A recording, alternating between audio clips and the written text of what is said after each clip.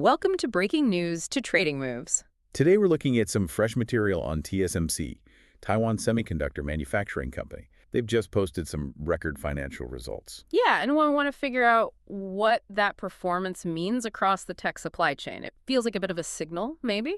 Definitely. Our goal here is to map out, who's benefiting right now, the winners, and who might be facing some new challenges, the losers, based on this TSMC news. Just sticking to the data we have. Okay, so the core headline. TSMC had a record Q3 net profit, and maybe more telling, they boosted their growth forecast for 2025.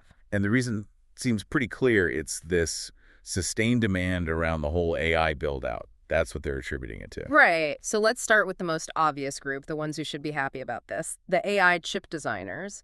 Why is TSMC doing well, such a direct positive for them? Well, it really comes down to manufacturing capacity, specifically the most advanced kind. TSMC's results show their big bets on advanced nodes, N5, N4, and especially the newest N3, are paying off. They're ramping those up successfully then. Exactly. And for a chip designer, getting guaranteed access, that priority capacity on these nodes, is everything. It means they can actually produce their most powerful new chips. Can you explain that a bit more? What does N3 capacity actually get them compared to older lines? Think of it like this. N3 is the only place you can build the absolute top-tier, most powerful, most efficient GPUs and AI accelerators right now.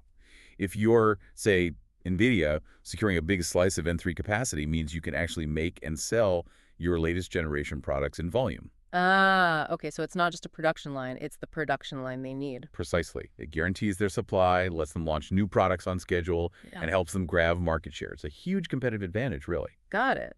So having that guaranteed spot is vital for leading the AI race from the design side. Who are we putting on this first winners list? Okay, so the first batch of winners. The AI chip designers heavily reliant on this advanced capacity. Nvidia, that's ticker NVDA. Advanced Micro Devices, AMD, Broadcom, AVGO, and Marvell Technology, MRVL. Their success is really tied to TSMC delivering these advanced wafers. Okay, that makes sense for the designers. Now, TSMC isn't just designing chips, they're making them. Record profits and higher forecasts usually mean more investment, right? What is this signal for the companies that sell TSMC the machines they need? Yeah, it signals continued strong demand for manufacturing equipment. Record profit supports sustained capital expenditure, or capex. TSMC is basically telling the market, this AI demand is real, it's lasting, and we need to keep building and upgrading to meet it. So more factories, more machines. More machines and upgrades to existing lines. This means steady orders for the companies that make the essential tools for chip making. And these aren't simple tools, are there? We're talking incredibly complex stuff. Any specific areas within that equipment sector that stand out?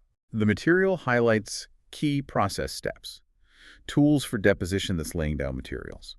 Etch carving the tiny circuits. And also process control the inspection and measurement tools that ensure quality. These are fundamental. Right, the absolute essentials. So who are the winners here in the semiconductor equipment space? The key players benefiting from this sustained capex outlook would be Applied Materials, ticker AM, Lam Research, ticker LRCX, and KLA, ticker KLAC. They provide the critical machinery needed for these advanced manufacturing lines. Okay, designers, then the equipment makers. Now, where do these finished AI chips actually go? They need a home. What does TSMC's strong outlook imply for the companies building out the IT infrastructure? Well, these powerful AI chips, these accelerators, they need specialized environments. They primarily go into data centers designed for heavy AI workloads, training models, running inference, that sort of thing. So more AI chips means more demand for specialized high-density servers, servers that can pack in a lot of these power-hungry chips and keep them cool. That's one major part. Is it just about the servers themselves, or is there more to it? There's more. It's also about connecting everything. Running these large AI clusters requires incredibly fast, low-latency networking. You need high-throughput gear to shuttle data between all those processors efficiently. Ah, so the network has to keep up with the chips. Exactly. Otherwise, you create bottlenecks. You need that specialized plumbing, both in the cloud and in large enterprise data centers, to make the whole system work effectively. Makes sense. The infrastructure has to match the silicon. Who are the winners in this AI server and networking space, then? We're looking at companies like Supermicro Computer, ticker SMCI. They're known for those dense server solutions. Arista Networks, ANET, a big player in high-speed data center networking. And then the established enterprise players adapting to this, like Dell Technologies, DLL, and Hewlett-Packard Enterprise, HPE. Okay, so far it's been a pretty positive story flowing from TSMC's results. Designers, equipment, infrastructure, all benefiting from the AI focus. But surely it's not all good news for everyone. Where does this concentration on AI create pressure? Who's facing headwinds? Right, there are definitely challenges emerging.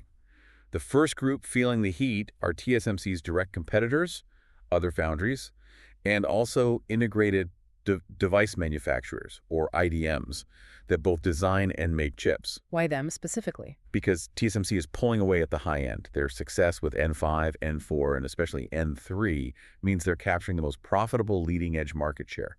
If you're a rival foundry lagging on those advanced nodes, you're losing out on those key customers. And what does that mean for their business, practically speaking? It creates pricing pressure.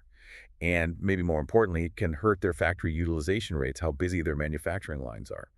If the big AI players are all flocking to TSMC's advanced nodes, the older factories at competing foundries might run less full. Lower utilization means lower profitability, right? Because the fixed costs are spread over fewer chips. Exactly. It makes it harder for them to compete, even on the less advanced, more established chip types. So who are we identifying as facing this immediate pressure? The data points towards Intel, ticker INTC, especially as they're trying to build up their own foundry business to compete directly, and also global foundries, ticker GFS, which tends to focus more on mature node technologies that might see less priority. Okay, rivals feeling the squeeze. Now, there's another group you mentioned that seems, well, almost counterintuitive.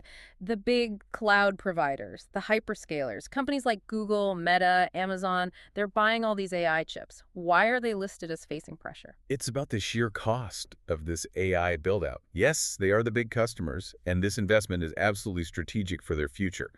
But the amount of capital expenditure, the capex needed right now to secure these chips and build the necessary infrastructure is enormous. So it's a spending money to make money situation, but the spending part is hitting their financials hard in the short term. Precisely. Wall Street often focuses on near-term metrics. TSMC's strong guidance reinforces that this intense capex cycle isn't slowing down. Billions are being poured into AI capacity. And that spending hits things like Free cash flow and operating margins. Even if it drives long-term growth, that immediate huge outlay can suppress profitability today, which can make some investors nervous. So the cost of competing in the AI arms race weighs on their current financial performance. Which hyperscalers are particularly feeling this? We list Alphabet, ticker GOGL, Meta Platforms, Meta, and Amazon, AMZN. They are spending heavily to secure this AI capacity, and those costs are very visible on their current balance sheets. Right. Okay, one more group facing headwinds. This one isn't about direct competition or spending, but about something called allocation risk. What's going on there? This is about how foundry capacity gets prioritized. When TSMC and others focus so heavily on AI chips, which use the newest, most profitable nodes, it inevitably squeezes capacity elsewhere in the system. Squeezes capacity where? On the older, more mature and specialty manufacturing nodes.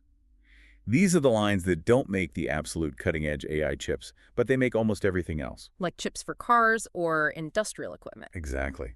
Analog chips, automotive components, industrial controllers. These sectors rely heavily on those mature nodes. When AI gets top priority for wafer starts, these other sectors can face supply constraints. So they might struggle to get the volume of chips they need. They might, or they might face longer lead times, or potentially have to pay higher prices for the capacity that is available. It creates headwinds for their product mix and potentially limits their own production. So the company making a critical but maybe lower margin chip for a car safety system is suddenly competing for factory space with a super expensive AI chip. That's the dynamic. The economics favor prioritizing the high-value AI chips. So this final list of companies potentially facing headwinds due to this allocation risk includes names in the analog, auto, and industrial space. Who specifically? Think Texas Instruments, ticker TXN, on Semi, on NXP Semiconductors, NXPI, and Analog Devices, ADI. They depend on reliable access to those mature nodes, and the intense focus on AI could make that access more challenging. Okay, that paints a pretty comprehensive picture. TSMC's strong results, driven by AI, clearly benefit the AI designers, the equipment makers, and the infrastructure providers.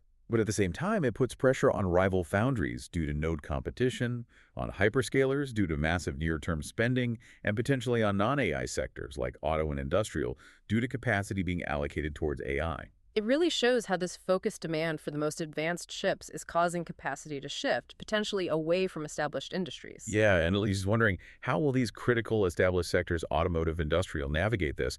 They need reliable chip supplies.